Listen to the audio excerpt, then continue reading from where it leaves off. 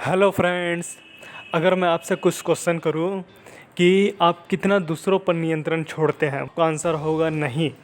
क्यों नहीं होगा? क्योंकि आप सब कुछ अपने नियंत्रण पे रखना चाहते हैं, सब कुछ अपना ही करना चाहते हैं। एग्जांपल ले लेता हूँ, एग्जांपल से आपको समझ आएगा कि आपके पास टाइम नहीं है, आप बिज़ी है। अब आपको सब्जी लाना है, घर की साफ़ सफाई करना है, तो आप क्या करेंगे? खुद वर्क करने लग जाते हैं। किसी को एक्स्ट्रा पैसे देकर आप छोटे मोटे काम करवा सकते हैं, लेकिन आप क्या करेंगे? खुद ही वर्क करने लग जाते हैं। तो आप किसी दूसरे के ऊपर नियंत्रण नहीं छोड़ते हैं। दूसरा क्वेश्चन मैं अगर आपसे करूँ कि आप दूसरों पर कितना निर्भर रहते हैं, तो भी ये आपका आंसर होगा नहीं। क्यों नहीं होगा? क्योंकि आपको दूसरे के ऊपर विश्वास नहीं रहता है। क्लियर?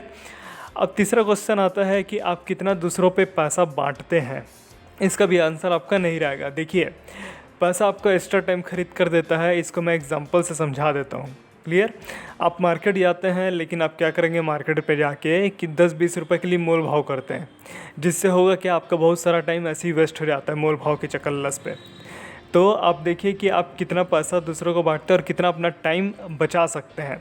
यही सब हम लोग इस वीडियो पे देखेंगे। तो ये वीडियो का टॉपिक मैं आपको बता देता हूँ कि लोग अक्सर किस टाइप का काम करते हैं, उसके बारे पे हम लोग देखेंगे। फिर हम लोग देखेंगे कि लेखक के सुझाव क्या होते हैं, उसके बारे पे हम लोग देखेंगे। 4 पॉइंट्स रहेंगे उस पर। तो ये वीडियो का कॉन्सेप्ट था। इस टॉपिक का टाइटल है कि हर काम आप अकेले नहीं कर सकते, उस बारे पे है। अगर बुक का ओवरव्यू के बारे में बात करूँ तो इसके वीडियो ऑलरेडी मैं बना चुका हूँ। आप पहले वो ओवरव्यू देख लीजिए, उसका लिंक मैं आपको डिस्क्रिप्शन में दे दूँगा। आपको समझ आ जाएगा कि ये वीडियो किस टाइप से बनाया गया है और ये बुक जो है वो किस टाइप से लिखी गई है। अभी हम लोग 4th पॉइंट पे है। 4th पॉइंट में हम लोग पहला पॉइंट देखते हैं कि लोग अक्सर क्या करते हैं। क्या करते हैं मतलब, देखिए, ज़्यादातर लोग क्या करेंगे? पूरे काम पर अपना ही नियंत्रण रखते हैं। ठीक है? उन लोग अपना काम दूसरे के ऊपर सौंपते नहीं। कैसे होता है, इसको एग्जांपल के थ्रू देख लेते हैं। आप देखिए कि बहुत सारे स्मॉल बिजनेस रहते हैं जो स्मॉल बिजनेस रन करते हैं। उनको अगर बैंक वगैरह जाना रहता है तो उन लोग क्या करेंगे? अपना बिजनेस को बंद करेंगे कुछ देर के लिए और बैंक निकल जाता है। कुछ डील करने जाना रहता है तो अपना बिजनेस को छोड़ के डील करने निकल जाता है। इवन कुछ सामान वगैरह लेने भी जाना रहता है तो स्मॉल बिजनेस का जो मेन आदमी रहता है वो अपने बिजनेस को स्टॉप करके वो सामान लेने के लिए चले जाता है। इससे होता क्या है कि जो उसका रनिंग बिजनेस रहता है वो गड़बड़ा जाता है और बहुत सारा टाइम उसका इधर उधर पे निकल जाता है, जिससे रिज़ल्ट क्या होगा कि उसका बिजनेस अल्टीमेटली ग्रो नहीं कर पाता उतना। आपको समझ आ गया होगा कि लोग किस टाइप से वर्क करते हैं एक्चुअल पे। अब इसी चीज़ को दूर करने के लिए ऑथर जो हमको सुझाव देते हैं उसके बारे में हम देख लेते हैं। 4 पॉइंट है। पहले पॉइंट में ऑथर कहते हैं कि आप दूसरों को काम सौंपिए। इसको इंग्लिश में बोलते हैं डेलीगेशन, दूसरों को काम सौंपना। ठीक है? एग्जाम्पल के थ्रू ले लेता हूँ मैं। सपोज़ आप एक टेक्नोलॉजी बेस्ड स्टार्टअप स्टार्ट करते हैं। ठीक? आपके इस स्टार्टअप में आपको मोबाइल ऐप की ज़रूरत पड़ती है, लेकिन आपको मोबाइल ऐप बनाना नहीं आता। तो आप क्या करेंगे? पहला चीज़ तो आप ये करेंगे कि आप मोबाइल ऐप बनाना सीखेंगे, उसको आप टेस्ट करेंगे। कुछ गड़बड़ होगी तो फिर से टेस्ट करेंगे। फिर कुछ समय बाद एक मोबाइल ऐप बनेगा, लेकिन उसका भी गारंटी नहीं है कि जैसा आप चाह रहे हैं वैसा आपको वो मोबाइल ऐप बन जाए। इससे होगा क्या? आपका बहुत सारा टाइम यूं ही वेस्ट हो जाएगा। दूसरा तरीका क्या है? आप किसी आईटी वेंडर को हायर करिए वर्क करने के लिए कि आप मेरे को एक मोबाइल ऐप बना के दीजिए, उसका फीचर इस टाइप से रहेगा। आप किसी आईटी वेंडर को हायर करिए, इससे क्या होगा? आपका टाइम, बहुत सारा टाइम बच जाएगा। अगर आपके पास फंड का भी इशू है तो आप क्या करिए? किसी ऐसे एक्सपर्ट बंदे को अपने कंपनी का हिस्सेदार बनाइए, पार्टनरशिप दीजिए उसको, जो वो पार्टनरशिप के बदले आपको मोबाइल ऐप बना के दे दे। तो इससे आपका भी काम हो जाएगा और आपके टीम का साइज भी बढ़ जाएगा। क्लियर? तो आप क्या करिए? काम सौंपिए। जितना आप काम सौंपेंगे उतना आपका टाइम बचेगा। पहला पॉइंट में ऑथर ये बोलते हैं। दूसरे पॉइंट में ऑथर क्या कहते हैं कि डेलीगेशन से आपका टाइम बचेगा। क्लियर? होगा क्या इससे कि छोटी छोटी बातों पर आपको ध्यान देना नहीं पड़ेगा। आप किसी बड़े उद्देश्य के लिए काम कर सकेंगे और आप अपने बिजनेस को बढ़ा भी सकेंगे, वो भी कम टाइम में। इसको एग्जांपल के थ्रू लेता हूँ मैं। एग्जांपल है कि आपका शेड्यूल बिजी है, आप एकदम बिजी है, इतने बिजी है कि आप घर पे भी काम कर रहे हैं, ऑफिस पे भी काम कर रहे हैं, दोनों जगह आपका वर्क चल रहा है। क्लियर? अब क्या होता है कि ऑफिस से निकल कर आपको कार ड्राइव करना है और कार ड्राइव करके आपको घर पहुंचना है। तो इसके लिए आप क्या करिए? एक ड्राइवर को आप हायर कर लीजिए। वो ड्राइवर क्या करेगा? आपको कार ड्राइव करके आपके घर तक के पहुंचाएगा।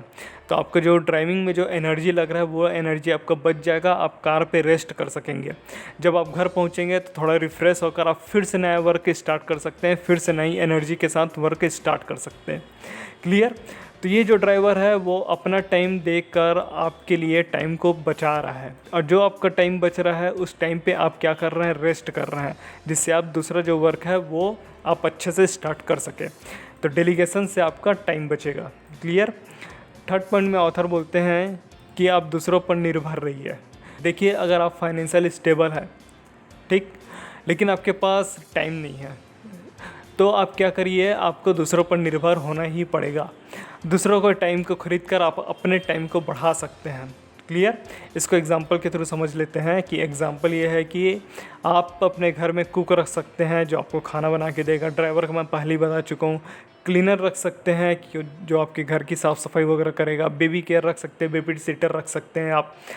तो ये सब इन लोग क्या करेंगे, अपना टाइम देकर आपके टाइम को बढ़ा देंगे, तो जिससे आप क्या करेंगे, बड़े उद्देश्य की ओर अग्रसर रहेंगे। फोर्थ पॉइंट में देख लेते हैं। फोर्थ पॉइंट में ऑथर कहते हैं कि दूसरों को प्रोत्साहन दीजिए। अब ये प्रोत्साहन मतलब क्या हो जाएगा, आपको क्यों दूसरों को प्रोत्साहन दे रहे हैं। जब आप किसी को अपने काम के लिए हायर करते हैं तो वो अपना टाइम आपको देता है, उसके बदले में आप उसको प्रोत्साहन दीजिए। अब प्रोत्साहन क्या हो सकता, इसके बारे पर हम लोग देख लेते हैं। देखिए, प्रोत्साहन के रूप में आप क्या दे सकते हैं, उनको फाइनेंशियल हेल्प कर सकते हैं, उनको पेमेंट दे सकते हैं, या फिर कुछ और फाइनेंशियल हेल्प कर सकते हैं। आप दूसरों के काम की तारीफ़ करिए। पुराने बुक्स वगैरह जो होंगे आपके यहाँ, या फिर पुराने कपड़े वगैरह होंगे जो यूज़ नहीं होते होंगे, आप उनको दान कर सकते हैं। अब इससे होगा क्या, प्रोत्साहन देने से आपका टाइम बचेगा, वो तो पहले ही बता चुका हूँ कैसे बचेगा। और दूसरी चीज़ ये होगी कि इससे उन लोगों की लाइफ भी अच्छी बने रहेगी। क्लियर। तो इससे डबल फ़ायदा होगा, आपका भी फ़ायदा होगा और उन लोगों की भी लाइफ का स्टेबल जो है, लेवल जो है ऊपर उठेगा। क्लियर। तो ऑथर यहाँ पर 4 सुझाव देते हैं। आप दूसरों को काम सौंपिए, आपका टाइम बचेगा, आप दूसरों पर निर्भर रहिए और दूसरों को प्रोत्साहन दीजिए। क्लियर। तो ये तो फोर्थ पॉइंट था। अगले वीडियो पे मैं आपको फिफ्थ पॉइंट बताऊंगा, जिसमें और कुछ नया टॉपिक पे हम लोग डिस्कस करेंगे। अगर बुक की बात करूँ तो बुक का लिंक जो है मैं आपको डिस्क्रिप्शन पे दे दूँगा, आप वहाँ से जाकर परचेज़ कर सकते हैं। बहुत अच्छी बुक है।